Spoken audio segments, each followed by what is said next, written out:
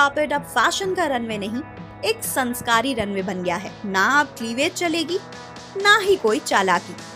और अगर ड्रेस में ज्यादा हवा भरी हो तो कांस बोलेगा, मैडम वापस जाइए। टॉपलेस प्रोटेस्ट, बियांका सेंचुरी का ट्रांसपेरेंट डिजास्टर और बारबी बनने की ओवर एक्टिंग। इन सब के बाद कांस ने फाइनली ठोक दिया फैशन पे ब्रेक। अब फैशन का ग्लैमर नहीं, गाइडलाइन चलेगी, क्योंकि इस बार कांस ने क्लियरली कह दिया है, no nudity, no oversize drama. 78 Cannes festival ने अब ऑफिशियली निकाल दिया है एक ड्रेस कोड गाइडलाइन। और इस बार बात सिर्फ व्हाट आर यू वेयरिंग तक लिमिटेड नहीं है, it's more like what are you allowed to wear. Cannes film festival 2025 की ग्रैंड ओपनिंग हो चुकी है, but along with red carpet glitz एक नया रूल बुक भी स्पॉटलाइट में आया है। नए रूल्स क्या कह रहे हैं, चलिए जानते हैं। फेस्टिवल ने अपने ऑफिशियल स्टेटमेंट में बोला, this year the Cannes Film Festival has made explicit in the charter certain rules that have long been in effect. The aim is not to regulate attire per se, but to prohibit full nudity on the red carpet, in accordance with the institutional framework of the event and French law.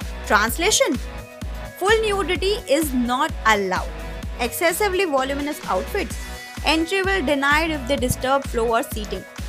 Tote bags, backpacks, oversized purses are strictly banned for gala screenings. Now let me tell you past incidents that triggered this rule. Number 1, topless protester in 2022. एक activist red carpet पर topless हो गई थी Ukraine war protest के लिए। पूरे media में ये वायरल हो गया था।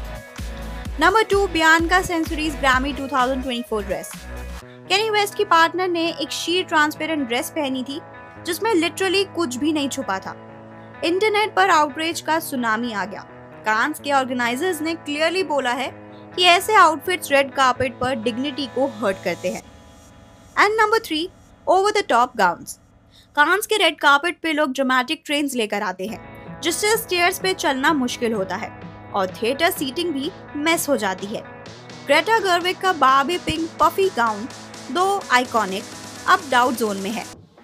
कांस कह रहा है कि ये रूल फैशन की फ्रीडम पे अटैक नहीं, बल्कि एक functional and legal compliance step है। फ्रेंच लॉ के मुताबिक public nudity is a legal grey zone and Cannes being a globally televised event उन्हें डिग्निटी मेंटेन करनी होती है, not just for fashion magazines but for international broadcasters to.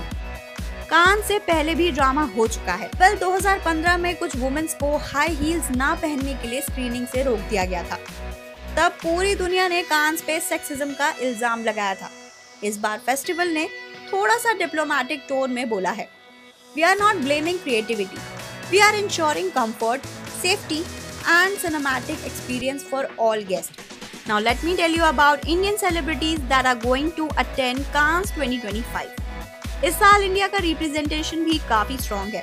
Number 1, Alia Bhatt, rumour to walk for a sustainable fashion brand.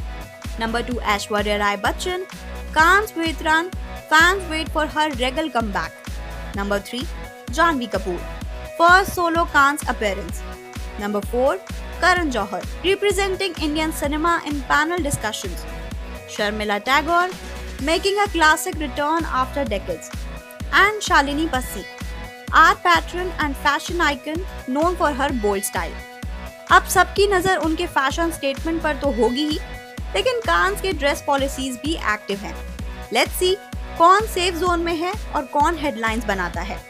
तो अब सवाल ये है, आपके लिए फैशन का मतलब है फ्रीडम ऑफ एक्सप्रेशन या रूल एंड रिस्पेक्ट?